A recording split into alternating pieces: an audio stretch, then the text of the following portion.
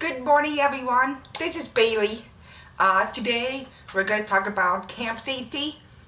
And before we move on, I know my hair looks a little strange. That's because I just got out of the shower. I just felt like brushing it up for you guys. You're welcome. Alright, camp safety. The reason I'm thinking a lot about it is because we are becoming pretty serious about camping, and that should be a little obvious to you, but I'm deaf. So I'm a little concerned about being safe when camping, and I know that my husband is hearing, but when he's asleep, he's a heavy sleeper, and to demonstrate that heavy sleepiness, well, not demonstrate, but to tell you about it, there's a story behind it. One time, we visited his mother's house, and his mother forgot that we were visiting, so she set the security system on, and this little behold deaf person went downstairs, walking around deaf, set it off. My husband, he was upstairs, still sound asleep. The alarm did not wake him up at all. And his mother heard the alarm outside and realized that I set it off. She learned real quick. She put it on the home, stay on, so that I don't set it off again. Yeah, he slept through that. And that alarm is freaking loud that it hurts hearing people's ears. It just hurts them. I swear, I don't know how he slept through it, but he did. Which is why I was thinking a lot about camp safety, because, no offense to him, but I don't trust him to keep me safe.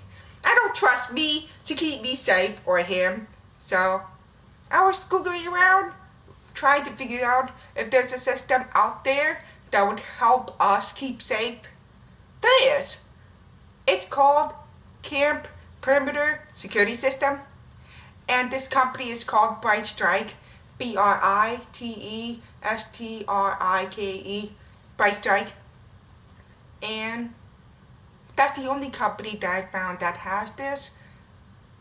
But anyway, to tell you a little bit more about the system, what it does is sends out, I don't know how many decibels sound, but it's really loud enough to scare away animals or people that try to come to your camp security site. And it flashes, so it will flash obnoxiously bright lights so that people who are deaf will know that somebody tries to come to the site, which is awesome for me, because I was so afraid that somebody's going to try to murder us. I know I watch a little bit too much scary movies, but I'm just scared that somebody's going to come to my camp and try to stab me to death. Or animals try to eat us alive and we don't know it.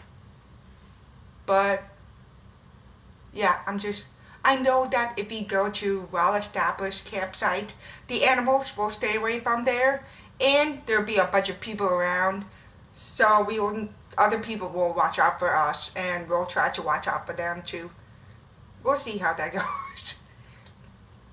However, if we plan on going to not so well-established campsite, I would feel much better to have this security system set up and ready to go, just in case, just in case. However, this little voice that I have in the back of my head that is completely obsessed with The Walking Dead just popped up and said, that'd be a horrible thing to have in the zombie apocalypse, because zombies are freaking attracted to loud, obnoxious noise. And I thought, oh no, that means I can't use it in a zombie apocalypse. I just gotta live like Katniss in the Hunger Game and just climb up a freaking tree and stay up there and tie myself there and like Katniss did and try to survive as long as I can. And don't use guns because guns make a lot of loud noises too. Oh, that means I have to start learning how to use bow and arrow. Dang. That'll be on my list. That'll be my zombie apocalypse survival list. Learn how to use the bow and arrow. Or crossbow, like Dylan. No, not Dylan. Doll. Sorry, Doll. Forgive me.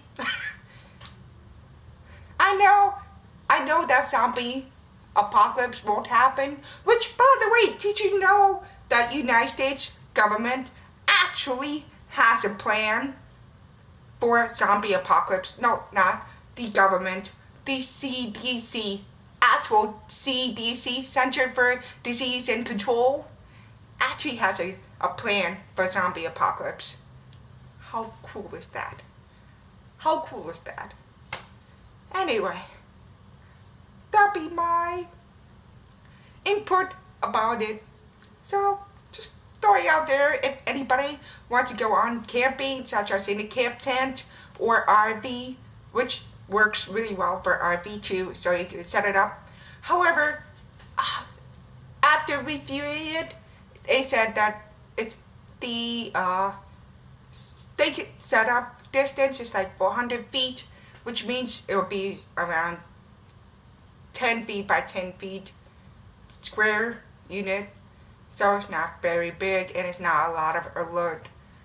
But when you have a big animal and there's that noise, it will startle them and make them run away. Be like, oh, okay. Like, I'll stay out of it.